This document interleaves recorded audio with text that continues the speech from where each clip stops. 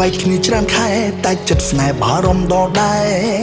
សុបិនឃើញតែអារម្មណ៍ឆ្លូពេលនៅចិត្តគ្នាប្រច័ណ្ឌខ្វែងគុំនឹកទួងតែងមិនជានាមមិនទុកចិត្តគឺមានតែឆ្លូ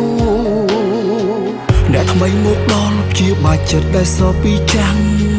នាងសួរច្រើនណាស់ថាហេតុអ្វីបែកពីអ្នកចាំងគិតភ័យក្រែងចិត្តខ្លាចអារម្មណ៍បាំងធ្វើយ៉ាងម៉េចមានតែបន្លប់សុំទោទោះបែកគ្នាក៏នឹកដល់អូនសុំទោសដល់កូនចិត្តមួយនេះភ្លេចអូនមិនបានទោះមានអ្នកថ្មីល្អប៉ុណ្ណាចិត្តនៅជោគតានភ្លេចមិនទាន់បានឈឺណាស់សង្សារថ្មីល្អតែមិនដូចក្បែរសង្សារចាំងអារម្មណ៍ពេកខ្លាំងអមអ្នកថ្មីមិនលះដាក់គ្នាច្រមកជប់ធ្ងល់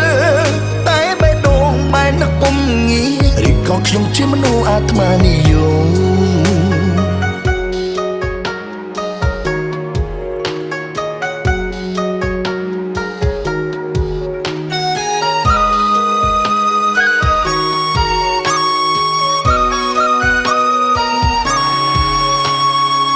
បែកគ្នាច្រើនខែតែចិត្តស្នេហ៍បារម្ភដល់តែសូបិនឃើញតែអារម្មណ៍ឆ្លួពេលនៅចិត្តគ្នាប្រច័ណ្ឌខ្វែងគុំនឹកទាស់តែងមិនជានាមិនទុកចិត្តគឺមានតែឆ្លួអ្នកថ្មីមកដល់ជាបាចិត្តដែលសល់ពីចាំងនាងសួរច្រើនណាស់ថាហេតុអ្វីបែកពីអ្នកចាំងគិតភ័យក្រែងចិត្តខ្លាចអារម្មណ៍បាំងធ្វើយ៉ាងម៉េចមានតែបន្លប់សុំទោសទោះបែកគ្នាក៏នឹកដល់អូនសុំទោសដល់កូនចិត្តមួយនេះភ្លេចអូនមិនបាន